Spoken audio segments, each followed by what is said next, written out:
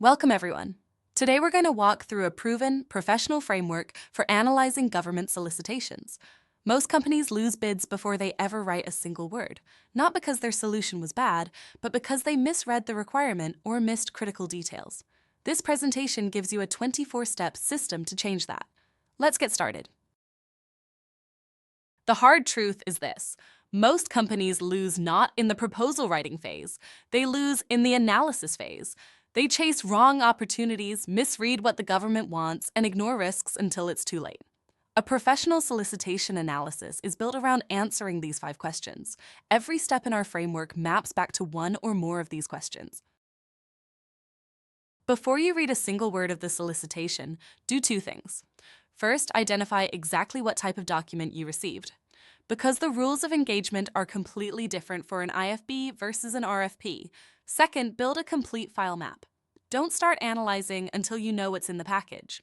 Many companies miss critical attachments or amendments because they dive straight into reading without first cataloging every file. Reading page 1 to page 150 straight through is the #1 time-wasting mistake in solicitation analysis. Instead, use a 2-pass approach. In the first pass, read only the sections that drive your decision: the evaluation, the instructions, the work statement, and the pricing structure. In the second pass, go deeper into attachments, special provisions, and amendments. Before any of that, create a control sheet at the top of your analysis that captures the key facts: solicitation number, agency, deadline, NAICS code, set-aside status, and the incumbent if known. Step 4 is one of the most important and most skipped steps: deciding whether to bid at all. Run every opportunity through these 7 screening questions. Weak answers on multiple questions are a clear signal to walk away. No matter how attractive the contract value looks. Professional companies win more by bidding smarter, not by bidding more. The bid/no bid decision protects your resources and your pipeline. Step 5 is about reading the government's strategic intent. Before you design a solution, you must understand how the procurement was structured and why. Is it fixed price, which demands strong scope control and risk pricing? Is it LPTA, which means strict compliance and the lowest credible price wins? Or best value, which gives you room for differentiators? Is this a recompete where an incumbent is dug in, or a new requirement where the field is more open? These answers fundamentally shape your strategy. Step 6 is where professionals separate themselves from casual bidders. Reading the PWS is not enough. You must decompose it into an analysis matrix. Create columns for section reference, requirement, deliverable, frequency, responsible role, resource implication, and risk. For every paragraph, ask what exactly must be done, who does it, how often, what standard, and what are the cost, staffing, or compliance implications. This matrix becomes the backbone of your technical approach and your pricing model. Step 7. Build a deliverables log. List every report, plan, schedule, and document the contract will require, along with its deadline and the performance standard it will be measured against. Step 8. Analyze the evaluation criteria before you design a single solution. Many companies write proposals based on what they think is important, not what the government will actually score. Ask what the government really cares about behind each factor name. Management approach may really mean low disruption and fast issue resolution. Technical approach may really mean understanding the mission and controlling risk. Step 9 may be the single most important habit that separates winning teams from losing ones. You must learn to distinguish between compliance requirements, the pass-fail items that keep you in the competition, and discriminators, the elements that actually drive higher evaluation scores. A weak bidder blends these together. A strong bidder protects compliance first, then deploys discriminators strategically to create competitive advantage. Compliance keeps you alive. Discriminators help you win. Step 10. Analyze the pricing attachment like an operator, not just an estimator. The pricing structure tells you as much about the job as the work statement. Check whether labor categories map cleanly to the actual work, whether option years are realistically priced, and whether the technical solution and pricing model are truly aligned. Evaluators will check. Step 11. Never ignore contract clauses. They define real business risk. Pay particular attention to clauses that create margin risk through liquidated damages, staffing risk through key personnel requirements, and compliance infrastructure requirements for cybersecurity or data rights. Step 12. The PWS never tells the whole story. Some of the most important obligations are buried in attachments, wage determinations, security forms, Quanda responses, and Section L instructions.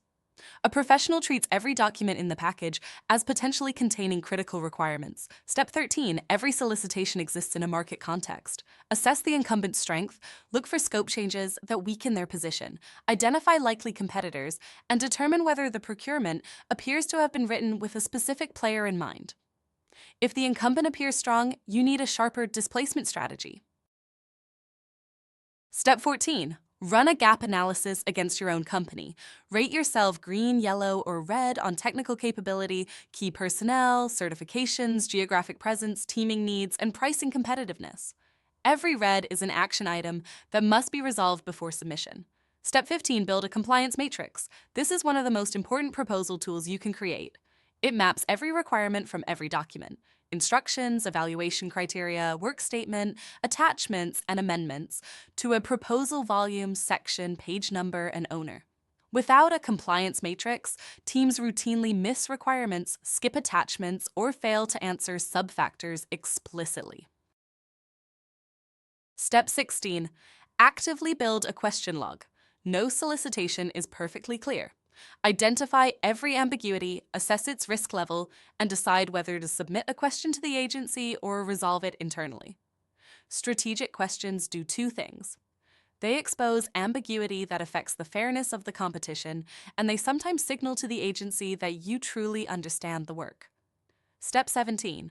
Once you understand the solicitation, convert your analysis into win themes. A win theme is not a slogan. It is a customer-relevant advantage that is grounded directly in what the solicitation signals the government cares about.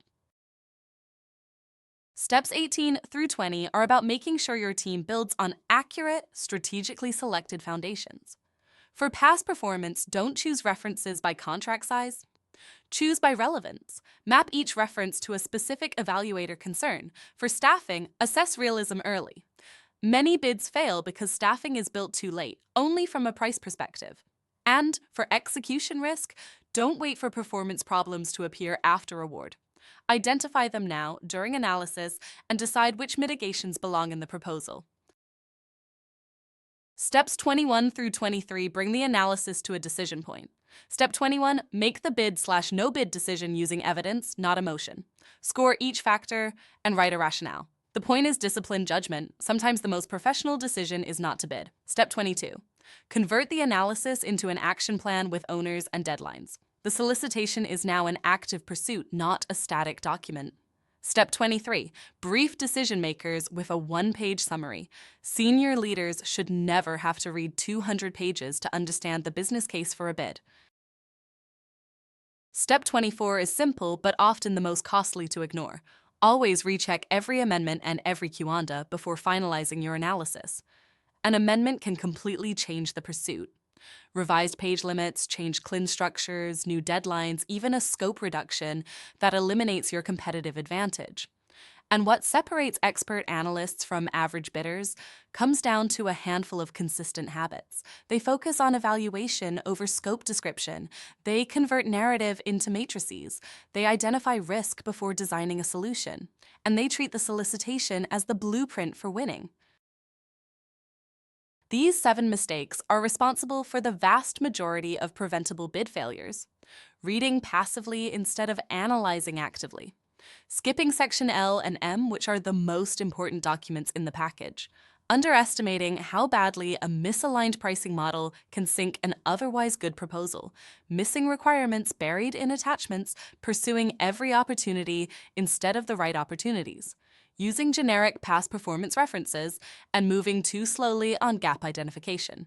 Know these mistakes, and eliminate them from your process. Here is a clean, repeatable 3-day workflow for professional solicitation analysis. Day 1 is about orientation. Gather the full package, map it, read the critical sections, and create your control sheet and executive summary. Day 2 is about analysis. Decompose the work statement, build the compliance matrix, analyze the pricing structure, and assess your competitive position.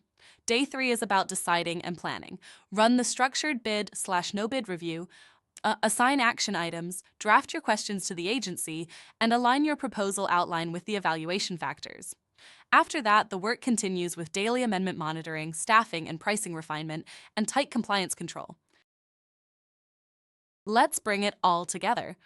5 key takeaways. First, solicitation analysis is a structured, multi-step process, not a reading exercise. Second, compliance and discriminators are fundamentally different, and you must treat them that way. Third, the solicitation contains intelligence in every section. CLINs, clauses, attachments, and quanta answers all matter. Fourth, gaps must be identified immediately after release, not at proposal kickoff. Fifth, bid discipline is a genuine competitive advantage. Companies that say no strategically win more of what they pursue. Thank you for joining us today. You now have a 24-step professional framework for analyzing any government solicitation. The difference between companies that win consistently and those that struggle often comes down to process discipline applied at this stage, before the proposal ever begins. Nabor Consulting specializes in solicitation analysis, capture strategy, and proposal development for government contractors. If you want help applying this framework to a real opportunity, visit Nabor Consulting. Come and book a consultation. Your next award starts with a better analysis. Let's get to work.